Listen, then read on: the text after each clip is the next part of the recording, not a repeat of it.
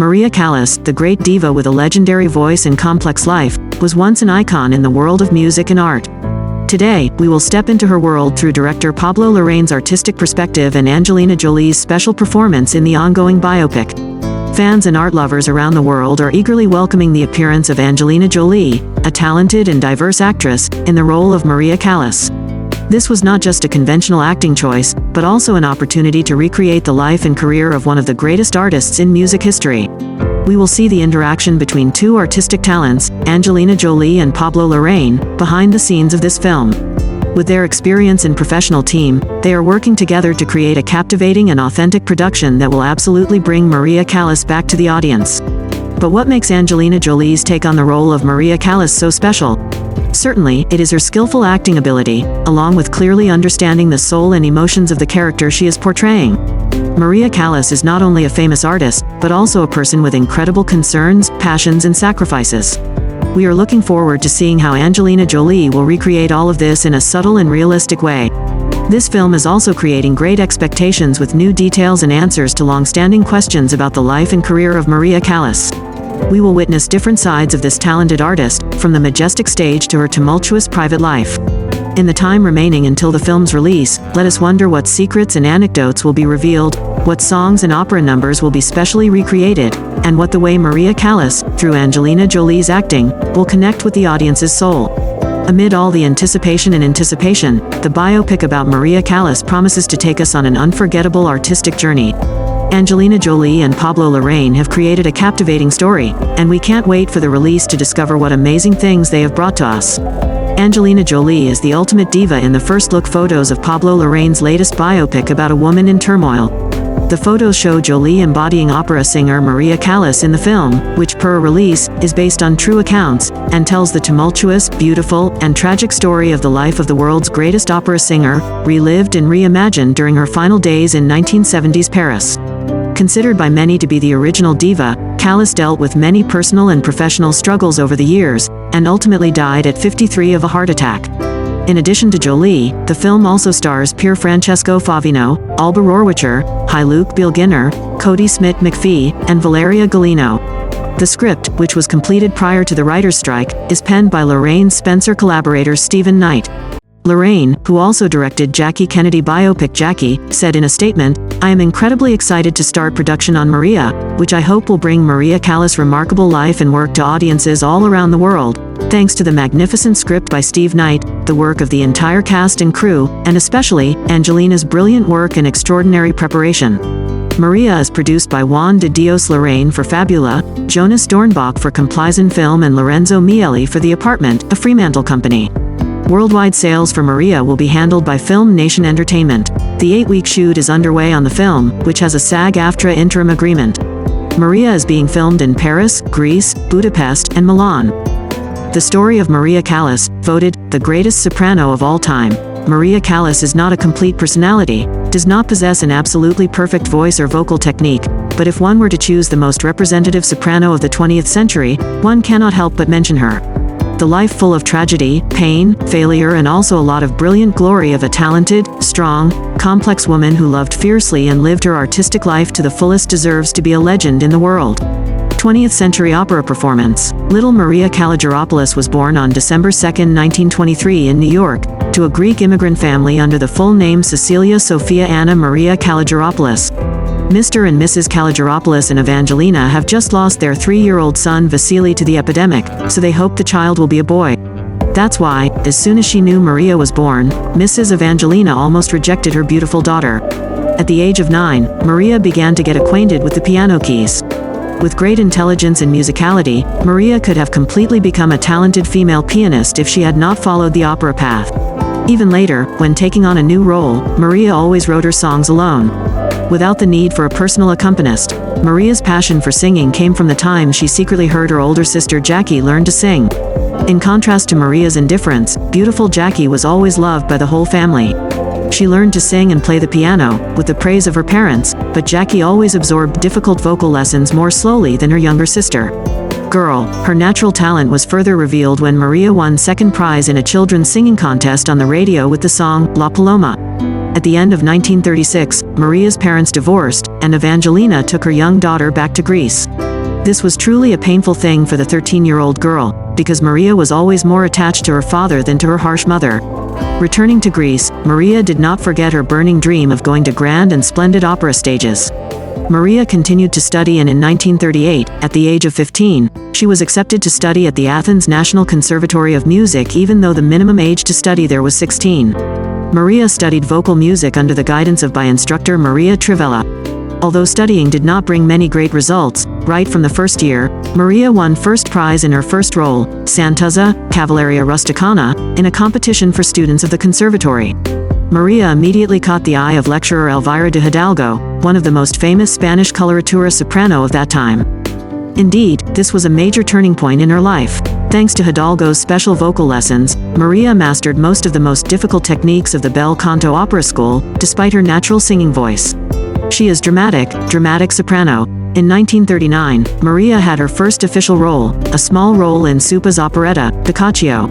Shortly after, in 1941, luck came to Maria, when she received the leading role of Tosca at Athens Opera. The performance was a resounding success. Maria received many invitations to Greek opera houses in the productions of Tosca, Fidelio, Cavalleria Rusticana. Maria's special voice initially conquered the audience in her home country. In 1944, Maria decided to go to America to find her father and try her luck. From here, Maria Kalogeropoulos officially changed her name to Maria Callas. At first, Callas still practiced to perfect his vocal technique and singing voice. A few years later, Callas decided to join the Metropolitan Theater, but from the moment she auditioned, Callas was not accepted until Edward Johnson, general director of the Metropolitan Theater, heard her audition. Edward accepted Callas, and decided to give her two main roles in Madama Butterfly and Fidelio that same season. But, contrary to Edward's expectations, Callas refused both roles. Callas said that she did not want to sing Fidelio in English, and the fragile role of Cio San was too light for her strong, dramatic voice. Failure at the Met did not discourage Callas. Moving to Italy, the cradle of world opera art, Callas continued to be lucky when she was chosen by Giovanni Zanatello for the main role in La Gioconda, when he was choosing actors for the 1947 performance at the Verona Opera Festival. Shortly after, Callas caught the eye of famous conductor Tullio Serafin. Realizing the qualities of his innate dramatic voice, Serafin invited Callas to participate in a series of heavy roles such as Isolde, Tristan und Isolde, Turandot, Brunhild, Die Walküre. Callas has started to make some small splash here. In 1948, another important turning point for Callas came unexpectedly. Callas was still rehearsing Brunhild for Die Walküre. Tired of the Hojo to Hose, Callas decided to entertain himself by singing a piece from I Puritani. Serafin's wife happened to hear it, and she immediately told her husband. Serafin is currently facing difficulties when female singer Margherita Carrozio, who plays the role of Elvira, I Puritani, is sick and cannot participate in the show, and he has not found a replacement actress. Callas is the only and last choice. Unexpectedly, I Puritani was more successful than expected through Callas' excellent performance. From here, Callas's name really shined throughout Italy with his coloratura soprano roles. It was Hidalgo's rigorous exercises that helped Callas win the hearts of the boot-shaped country's thirsty audience.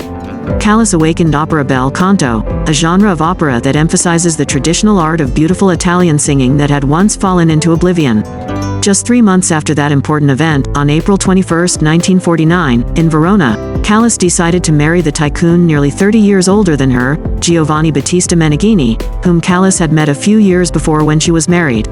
Just arrived in Italy, with great influence, wide connections and abundant financial resources, Meneghini became the official manager for Callas, and he introduced his young wife's talent not only in Italy but throughout Europe. Callas was tested in dozens of roles, and any role she took on was a resounding success. In 1953, Callas was invited by Emmy to record the opera Lucia di Lammermoor. A few years later, Callas continued to record a series of other works such as I Puritani, Cavalleria Rusticana under the direction of Serafin, and especially the famous Tosca, under the direction of Victor de Sabata, with tenor Giuseppe Di Stefano, and baritone Tito Gobbi. In 1954, in just 1 year, Callas lost more than 30 pounds. The once ugly duckling suddenly transformed into a proud, gorgeous swan. Avid fans of La Scala Theatre proclaimed Callas La Divina, the goddess. This period marked the maturity of Callas not only in her voice and vocal technique, but also in her ability to play a role. The acting is very delicate and expressive. After the performance of La Traviata in Verona, legendary German soprano Elisabeth Schwarzkopf decided not to play Violetta anymore because she said, "It's still an emotional struggle to act when she has already performed Violetta so perfectly." Quote. Schwarzkopf became one of Callas's close friends and sisters throughout his career. Callas decided to return to America by playing the role of Norma at Lyric Opera, Chicago. And just like Norma, Callas continued straight to the Metropolitan Theater, the place that fired Callas 8 years ago.